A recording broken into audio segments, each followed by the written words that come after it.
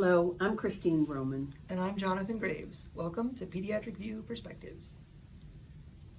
Today we're going to talk about the diagnostic criteria for children with CVI. How do we know if a child has CVI? There isn't, kind of a blood test or a way that we can just, identify by looking at the brain whether a child truly has CVI. We actually have to do an investigation. We have to look at three basic criteria.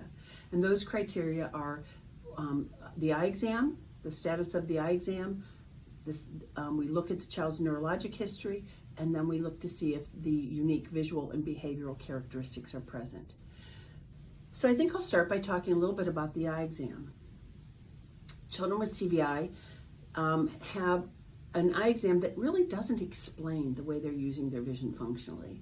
In fact, one of the things that parents have shared with me is that children with CVI don't really have the appearance of a child with CVI. You can't tell by looking at their face clearly. Agreed? I think it's one of those things that actually throws people off. That's true. There are times when a child's behavior is unusual, but it doesn't lend itself to the family concluding that this child must have a visual impairment. So the eye exam is important. We need to know the status of the eye. But there is a mismatch between the way that eye exam results, are reported and the way the child actually sees. So it can be difficult because sometimes parents will say, well, the eye doctor told me that her eyes were fine. And that's actually almost diagnostic for many children if the other elements are also present. So the eye exam is important. We need to know what the status of the eye is so we know we're looking not at an ocular visual impairment. Then we also investigate the child's neurologic history. Right. So children with CVI have sustained some sort of neurological event that's affected the way their brains are processing vision. And almost always that's something that's been documented through their history. That cause of damage or disruption can be congenital. It can be something that's happened at birth or just after birth. And that can range from lots of kinds of conditions, including something like a seizure disorder or strokes, conditions like paraventricular leukomalacia, and a whole host of other things that will disrupt the way the brain processes vision. Right. The other way that children can have that damage is through an acquired injury, some kind of trauma that happened after they were already developing. That may be related to a surgery that they needed to have. It may be related to an accident that happened, and that can cause CVI as well.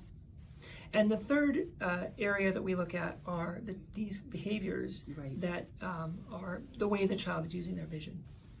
So there are 10 essential visual and behavioral characteristics. These are the parts that we really investigate in depth because when the eye exam doesn't explain the way the child sees, they have a history of a neurologic event or condition, the function of the visual parts of their brain is not typical, and then the third part, these characteristics are present, we have a pretty good idea that we're looking at a child who has a profile associated with a diagnosis of CVI.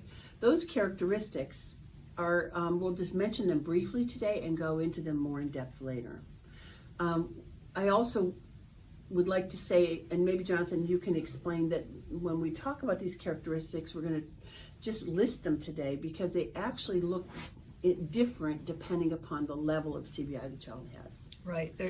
And that's an important thing to note.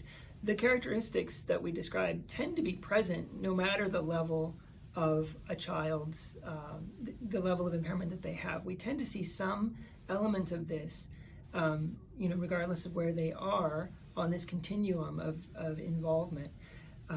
But that's something we can explore down the road. So the characteristics include attraction to color, an unusual need for movement or interest in movement, visual latency, a delay response to show the child something, it takes them a moment or longer than you would expect for them to see it. They have difficulties, specific difficulties with visual fields, especially their lower visual field.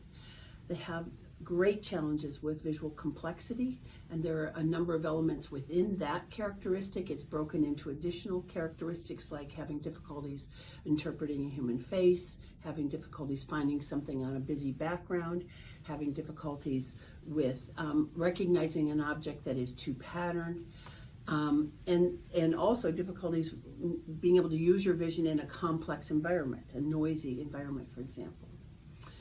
There's also a characteristic of light gazing or light, the need for light, difficulties with distance viewing. So even in the face of an essentially normal eye exam or an eye exam that doesn't explain the way the child uses their vision, they may not be able to see something across the room. They may not be able to see things at a distance that other children their age would.